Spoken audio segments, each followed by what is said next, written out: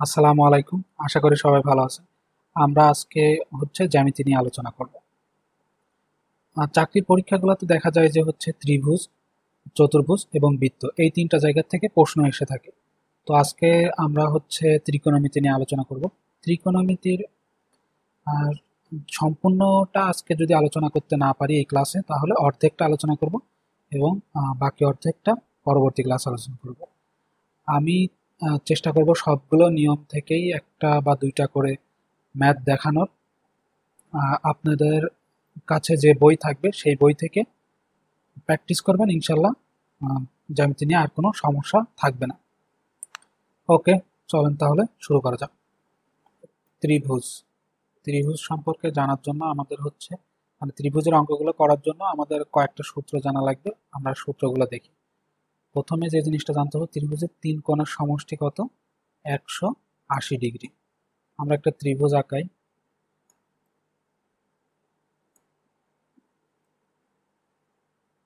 একটা ত্রিভুজ, এর তিনটা কোণ। এ একটা কোণ, এ একটা কোণ, আর এ একটা কোণ। এই তিন কোণের সমষ্টি সবসময় কত হবে? 180 ডিগ্রি হবে। ত্রিভুজের যে কোনো দুই বাহুর সমষ্টি তৃতীয় বাহু অপেক্ষা বৃহত্তম। তাহলে ত্রিভুজের এই যে এ একটা বাহু, এ একটা বাহু, এই দুইটা বাহুর সমষ্টি এই তৃতীয় বাহুর থেকে কি হবে? বড় হবে। তাইলে মনে করলাম এইটা এ, এইটা বি, আর এইটা সি। তাহলে এ যোগ বি, এটা কি হবে? সি থেকে বড় হবে, সেটা বলতেছে।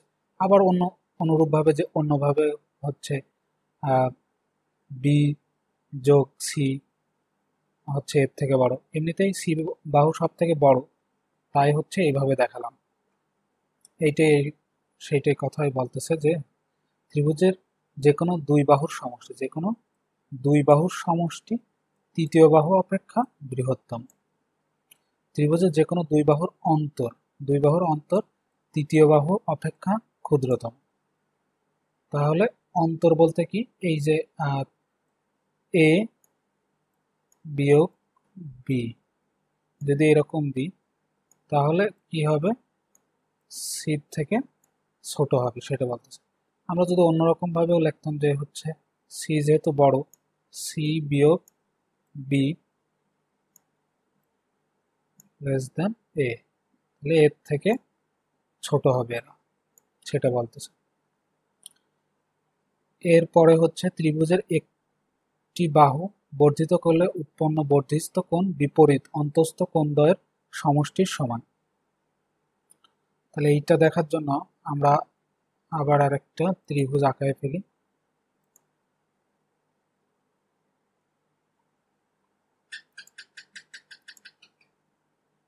একটা ত্রিভুজ আঁকাই, তাহলে ভালো করে বুঝতে পারবেন।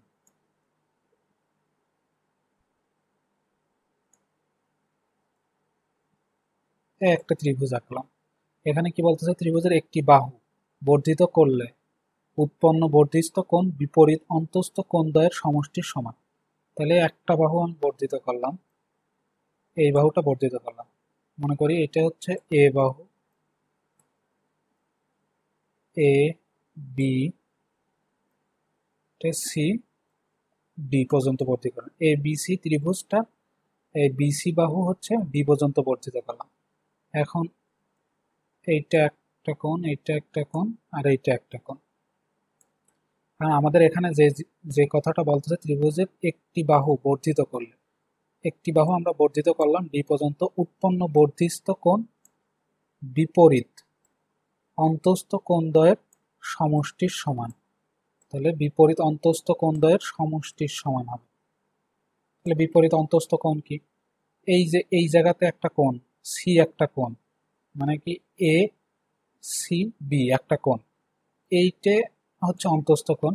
আবার এর দুইটা অন্তস্থ কোণ কি? কোণ বি এ সি আর সি বি এ। তো আমরা বর্ধিত করার ফলে এ সি ডি একটা কোণ উৎপন্ন হয়েছে। এই কোণটা বিপরীত অন্তস্থ কোণদ্বয়ের সমান। এই যে বিপরীত কোণ না, এটা হচ্ছে বিপরীত কোণ। কোণ এ সি ডি এর বিপরীত কোণ কি? কোণ এ সি বি। এইটা না, এইটা বাদে যে দুইটা কোণ থাকবে ত্রিভুজের অন্তস্থ, এ একটা কোণ এ একটা কোণ, এই দুইটা কোণ যত ডিগ্রি হবে আমার এই কোণটাও তত ডিগ্রি হবে। কারণ কি? কারণ হচ্ছে আমরা জানি কি ত্রিভুজের তিন কোণের সমষ্টি 180 ডিগ্রি। আবার আমরা এইটা জানি কি এইটুকুর মানও 180 ডিগ্রি। তো এইটা যদি হচ্ছে মনে করেন যে 30 ডিগ্রি হলো, এই কোণ সির মান এইটুকুর মান যদি 30 ডিগ্রি হয় তাহলে 180 থেকে, তাহলে এই এই দুইটার মান কত? 150 ডিগ্রি। তাহলে এইটার মানও 150 ডিগ্রি হচ্ছে। কারণ কি 180 থেকে 30 বাদ দিলে 150 থাকে। আবার এই দিকেও তাই, যেহেতু এই তিন কোণের সমষ্টি 180 ডিগ্রি। আশা করি এটুকু বুঝতে পারছেন। এইটার থেকে হুবহু প্রশ্ন চলে আসে। জাস্ট এই কনসেপ্টটুকু বুঝতে পারলেই দেখা যাচ্ছে যে এই জায়গার থেকে অঙ্কগুলো করা যাচ্ছে মুখে মুখেই। ত্রিভুজের যে কোনো দুই বাহুর মধ্যবিন্দু সংযোগ সরলরেখা তৃতীয় বাহুর সমান্তরাল ও অর্ধেক। তার মানে হচ্ছে আমরা আরেকটা এখানেই ত্রিভুজ আঁকাই। আচ্ছা, এটা বাদ দিই আগে।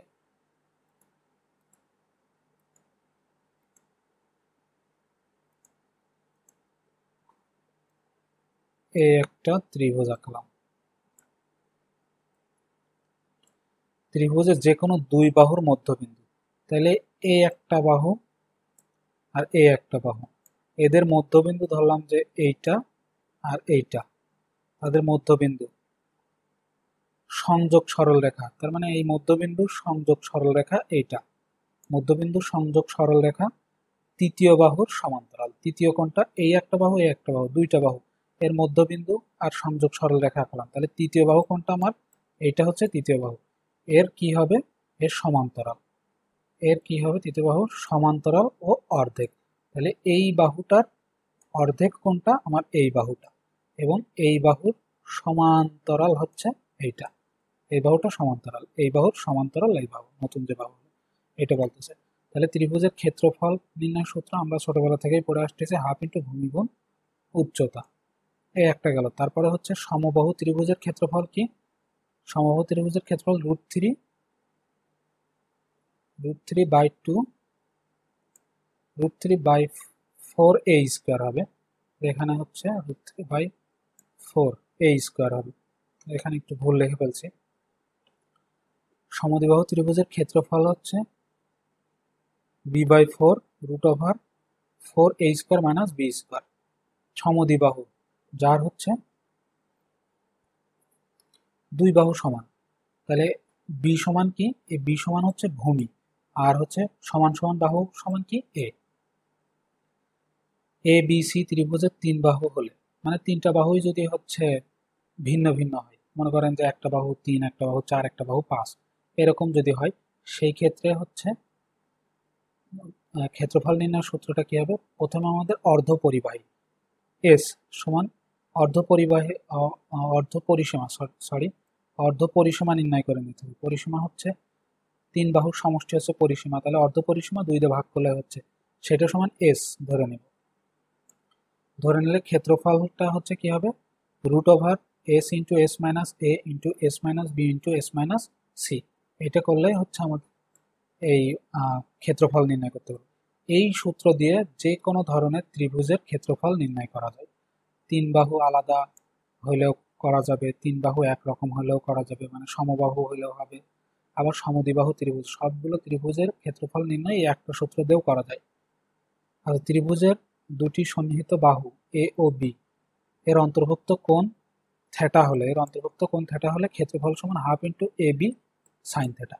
এই একটা সূত্র আমাদের অনেকবার প্রয়োজন হবে, এবং সরাসরি এই সূত্রটা জানলে অঙ্ক পারা যায়। 20 সেকেন্ডের মধ্যে অঙ্ক করে ফেলা দেওয়া যায়।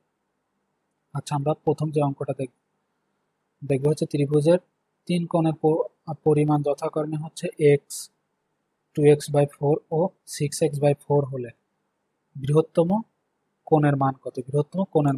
তাইলে হচ্ছে এখানে কোণের পরিমাণগুলো দেওয়া আছে, একটা এক্স, একটা 2x/4, একটা 6x/4।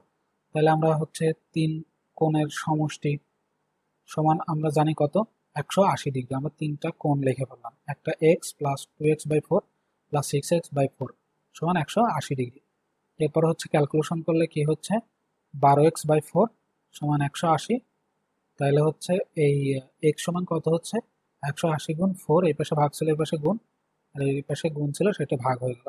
তাহলে 60 ডিগ্রি হচ্ছে। এই 60 ডিগ্রি কিন্তু এক্স এর মানই কিন্তু আমাদের চাচ্ছে না, আমাদের বৃহত্তম কোণের মান চাচ্ছে। তাহলে এখানে সব থেকে বড় কোণ কত, এই 6x/4। তাহলে 6x বৃহত্তম কোণ সমান 6x/4 সমান এক্স এর মান বসায় দিলে কত হচ্ছে 90 ডিগ্রি।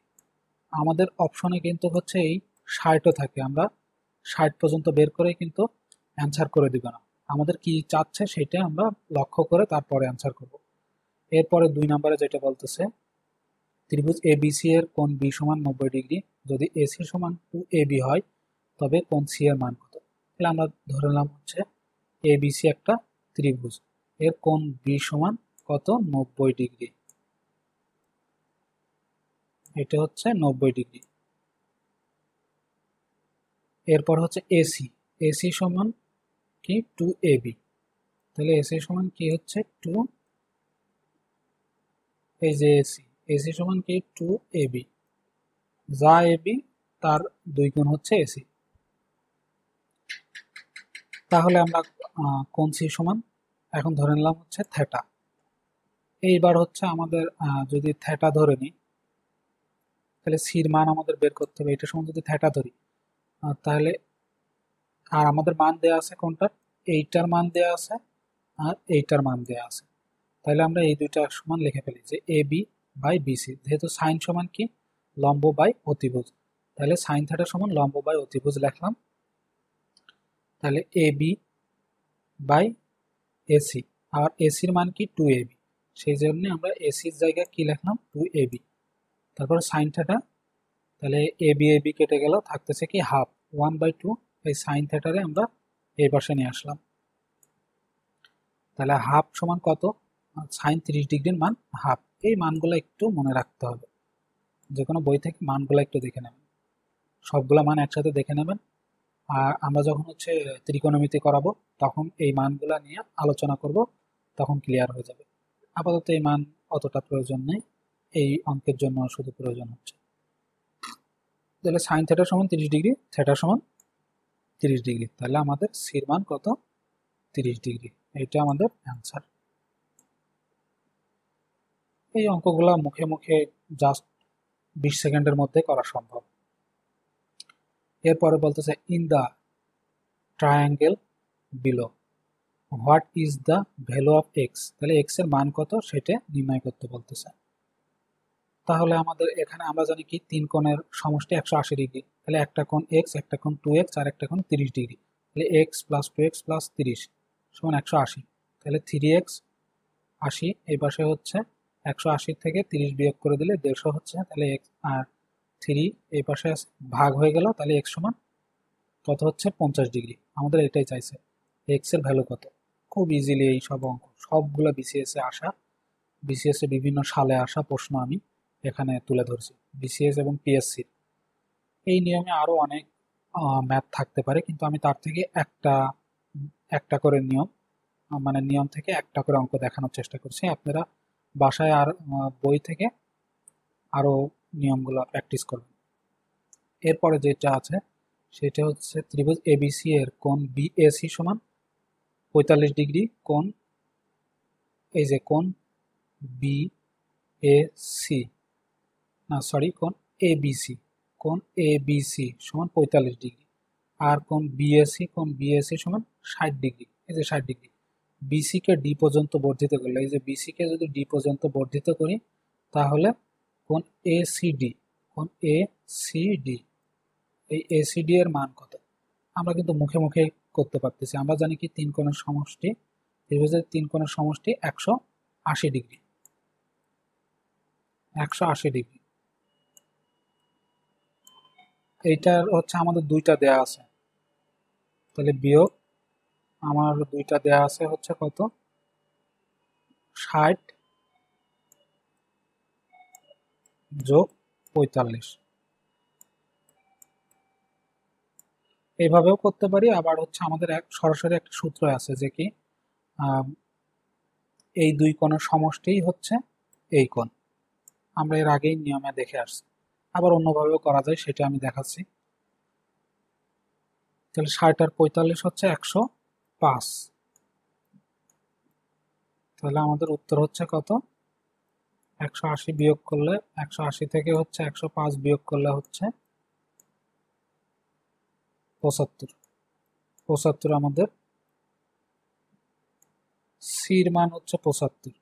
তাহলে সির মান 75, আর যেহেতু এইটুকুর মান কত 180, এইটুকুর মান 180, তাহলে 75 180 থেকে 75 চলে গেলে 105 হচ্ছে। এই দুটো যোগ করলেও 105 হয়।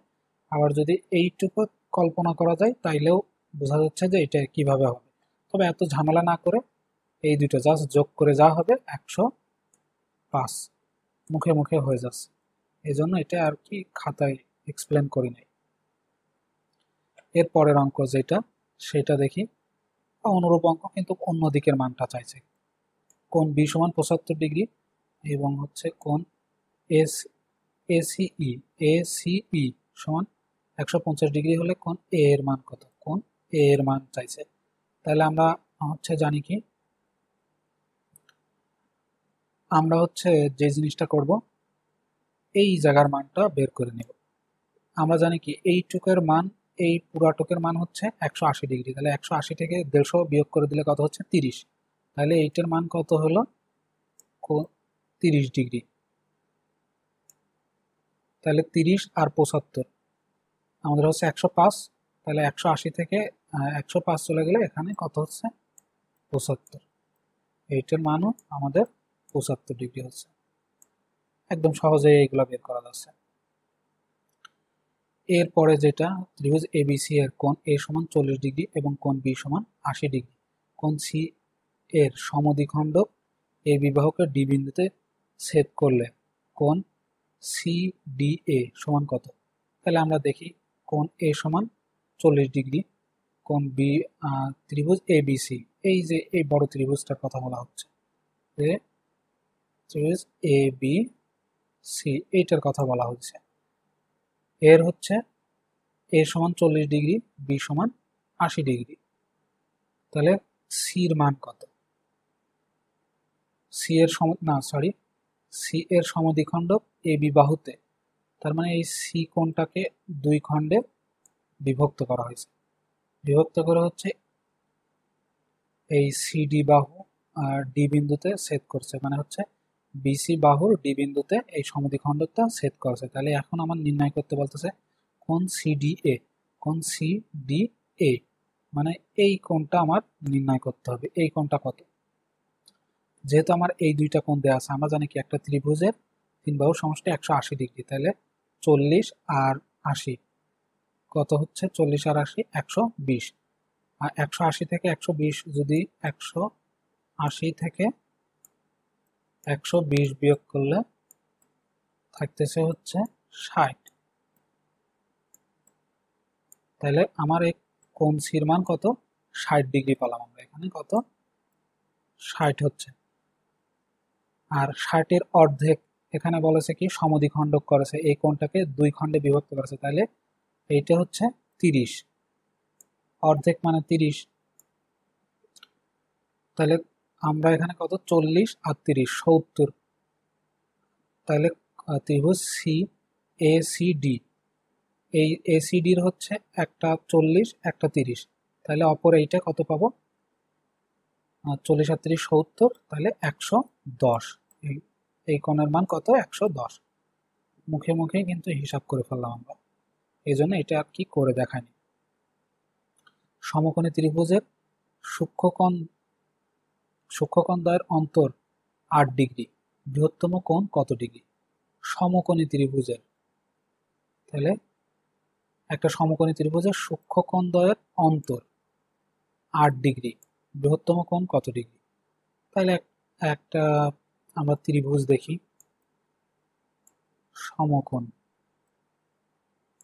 সমকোণী ত্রিভুজ আঁকালাম।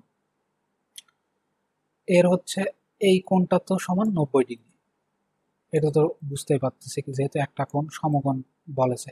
তাহলে এই কোণ সমান ধরলাম হচ্ছে এক্স, এই কোণ সমান এক্স ধরলাম। আর অপর আরেকটা কোণ, এই কোণ সমান ধরলাম হচ্ছে কি বলতেছে, অন্তর হচ্ছে 8 ডিগ্রি। তাহলে একটা যদি এক্স ধরি তাহলে আরেকটা কি এক্স প্লাস এইটও ধরতে পারি, এক্স মাইনাস এইটও ধরতে পারি, যে কোনো একটা ধরলেই হচ্ছে। তাহলে আমরা একটা এক্স প্লাস এইট ধরেছি আর একটা এক্স ধরেছি, এটা দেখালাম। তাহলে এবার হচ্ছে এই দুইটা যোগফল সমান কত, 90 ডিগ্রি। কারণ আমরা জানি কি তিন কোণের সমষ্টি 180 ডিগ্রি। একটা কোণ যদি 90 ডিগ্রি হয় তাহলে অপর দুইটা কোণও 90 ডিগ্রি হবে। তাহলে আমরা এই দুইটা যোগ করছি, যোগ করলে সমান 90 ডিগ্রি হয়েছে, মানে সমান সমান 90 ডিগ্রি, সেটাই দেখাইছি শর্ত মতো। তাহলে এইটা এই পাশে চলে গেলে কত হচ্ছে, 82। 90 থেকে 8 বিয়োগ করলে 82, তাহলে এক সমান 41। আমাদের উত্তরে চাইছে কি বৃহত্তম কোণ কত ডিগ্রি, তাহলে বৃহত্তম কোণ কি 8 ডিগ্রি বেশি, অন্তর 8 ডিগ্রি, তাহলে 8 ডিগ্রি বেশি হলে কত হচ্ছে 49। মুখে মুখে হিসাব হয়ে যাচ্ছে, তারপরেও আমি এখানে করে দেখাইছি।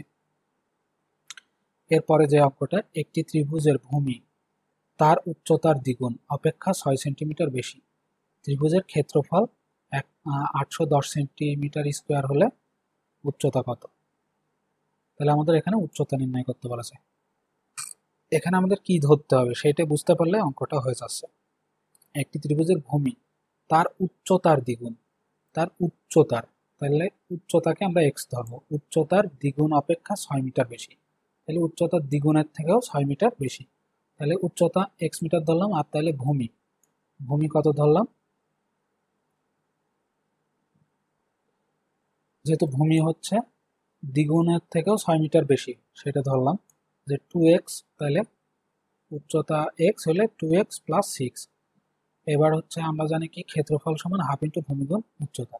তাহলে হাফ, এটা কি উচ্চতা আর ভূমি গুণ হচ্ছে সমান সমান, এটা ক্ষেত্রফল তো দেয়াই আছে।